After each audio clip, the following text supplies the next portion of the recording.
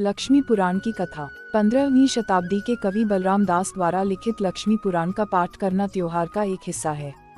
यह त्योहार उस किताब में वर्णित कहानी के इर्द गिर्द केंद्रित है जो हर उड़िया परिवार का हिस्सा है। किंवदंती इस प्रकार है। मार्गशिरा के महीने में एक गुरुवार देवी लक्ष्मी, धन और समृद्धि की देवी, अपने राज्य का दौरा कर रही थी। जैसे ही वह सुबह नगर में घूमती थी, देखती कि अधिकांश घर खाली, गंदे हैं, उनके निवासी अभी भी बिस्तर पर हैं। लक्ष्मी उदास हो गई। उन्होंने देखा कि अमीर घरों में महिलाएं और शक्तिशाली पुरुष भी अपने घरों को साफ करने के लिए बहुत आलसी थे। जैसे ही वह आगे बढ़ी, उन्होंने शहर के बाहरी इलाके में निचली जाति के चांडालों के इलाके में प्रवेश किया। वहां उनको आश्चर्य हुआ। माँ लक्ष्मी ने पाया कि श्रेया नाम की एक गरीब चांडाल महिला ने अपनी झोपड़ी को साफ किया है। उसके सामने के दरवाजे पर झोटी चिता खींची है और अपनी गरीब झोपड़ी में फल, फूल और प्रसाद के साथ लक्ष्मी पूजा की है। माँ लक्ष्मी इतनी प्रसन्न हुई कि उन्होंने छोटी सी झोपड़ी में प्रवेश किया और प्रसाद ग्रहण किया कि गरीब महिला ने उन्हें प्रसाद दिया। घर के अंदर देवी को देखकर चांडाल महिला अभिभूत हो गई और उन्होंने पूरी भक्ति के साथ माँ लक्ष्मी की पूजा की। चांडाल स्त्री श्रेया की स्वच्छता और भक्ति की आदतों से प्रसन्न होकर माँ लक्ष्मी ने उन्हें असीम धन, स्वास्थ्य और समृद्धि का आशीर्वाद दिया। उन्होंने श्रेया से यह भी कहा कि उसकी मृत्यु के बाद उसे लक्ष्मी और विष्णु के अलावा वैकुंठपुरम में जगह दी जाएगी।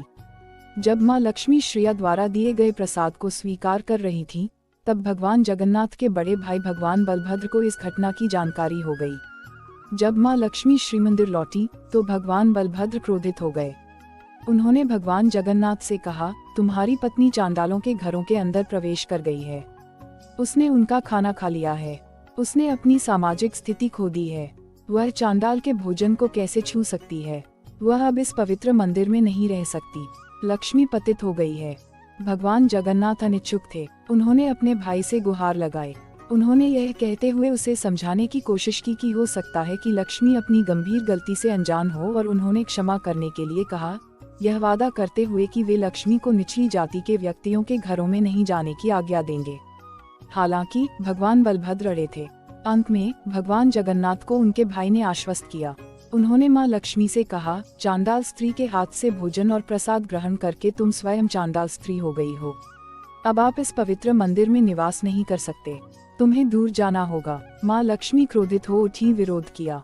लेकिन भगवान जगन्नाथ को आश्वस्त नहीं होना था। लक्ष्मी का अपमान किया गया।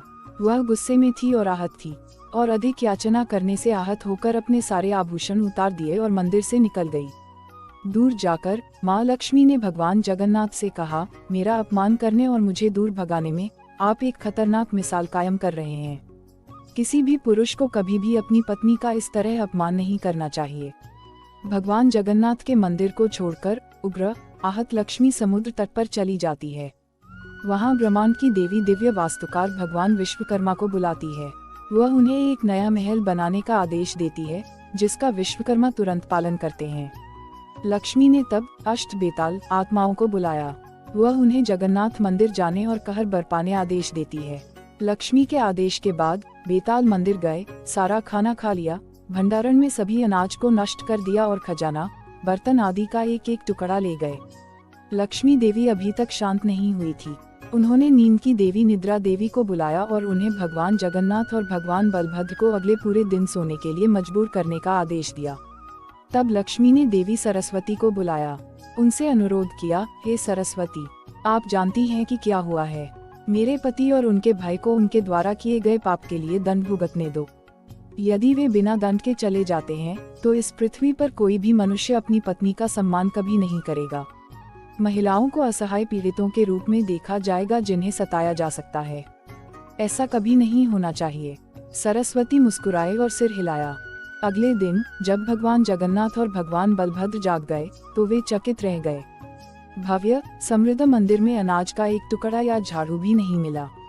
उनके पास न भोजन था, न धन और न ही महंगे कपड़े। दोनों भाई भूख से बाहर निकले। उन्होंने सड़कों पर भीख मांगी, लेकिन उनकी हालत देखकर शहर के लोगों ने उन्हें भगा दिया। देवी सरस्वती लोगों की आवाज में बोल रही थी, लक्ष्मी द्रोही का शहर में कोई स्थान नहीं है। उन्होंने एक साधु से भीख मांगी जो उन्हें पानी देने के लिए पर्याप्त था, लेकिन लक्ष्मी का क्रोध काम कर गया और पानी गायब हो गया। उन्होंने एक ब्राह्मण महिला से भीख मांगी लेकिन दयालु महिला ने जो भी भोजन देने की कोशिश की वह सब गायब हो गया। अंत में बेसहारा भाई भूख प्यास से तड़पते हुए उसी महल में पहुंचे जो लक्ष्मी ने बनवाया था। महल के द्वार पर नौकरानियों ने पहले उन्हें भगाया, लेकिन भाइयों ने 2 ब्राह्मणों का रूप धारण किया और वेदों का जाप करने लगे। अपने कमरे में बैठी देवी लक्ष्मी ने दासियों से ब्राह्मणों को आमंत्रित करने और उन्हें भोजन कराने के लिए कहा। हालांकि लक्ष्मी जानती थी। उन्होंने उनसे पूछा, ब्राह्मणों से पूछो कि क्या वे चांडाल महिला के घर से भोजन स्वीकार करेंगे।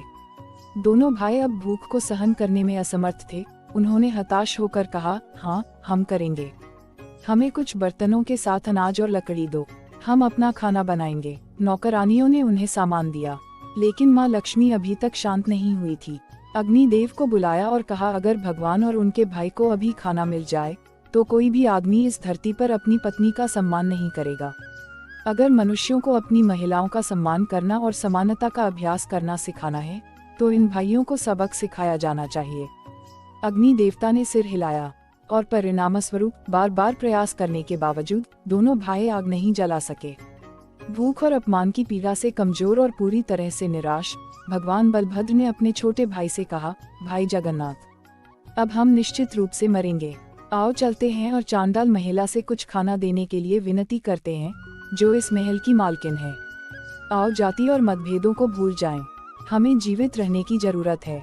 उद्धरण चिन्ह। पूरी तरह से निराश होकर भूखे भाइयों ने नौकरानियों से उन्हें भोजन देने की भीख मांगी। माँ लक्ष्मी अब मुस्कुरा रही थी। उन्होंने नौकरानियों को भाइयों को आमंत्रित करने और उन्हें भोजन देने का आदेश दिया। नौकरानियों ने भाइयों को महल के अंदर आमंत्रित किया और उन्हें बैठने के लिए कहा। माँ लक्ष्मी ने स्वयं रसोई में प्रवेश किया और भगवान जगन्नाथ के प्रिय व्यंजन बनाए।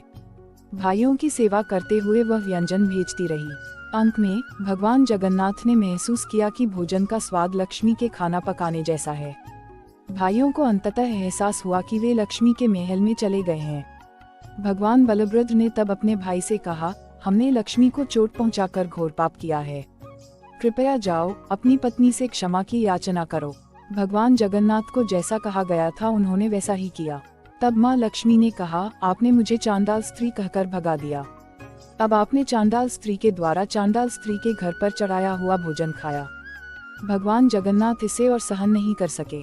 उन्होंने लक्ष्मी जी से क्षमा करने की विनती की। भगवान जगन्नाथ और भगवान बलभद्र ने लक्ष्मी से मंदिर में वापस आने और उन्हें क्षमा करने का अनुरोध किया। माँ लक्ष्मी ने भगवान को उनकी गलती का एहसास कराया था। उन्होंने उनसे यह वादा करने के लिए कहा कि उनके राज्य में जातिगत भेदभाव नहीं होगा।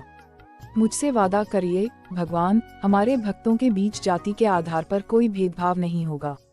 मैं वहीं निवास करूंगा जहां लोग एक दूसरे से प्रेम करते हैं, जहां ब्राह्मण और मैला ढोने वाले एक दूसरे को खुशी खुशी खाना खिलाएंगे और जहां चांडाल, ब्राह्मण, व्यापारी और मैला ढोने वाले एक साथ बैठकर भोजन करेंगे। हमारे मंदिर में किसी भी भक्त को उसकी जाति के लिए दूर नहीं किया जाएगा। भगवान जगन्नाथ ने कहा, ऐसा ही होगा। तो कैसा लगा आपको ये वीडियो? कमेंट सेक्शन में अपना राय देना ना भूले और अगर चैनल में कोई नए हैं तो लाइक, शेयर और सब्सक्राइब करें। धन्यवाद। भोलेनाथ की कृपा आप पर हमेशा बनी रहे।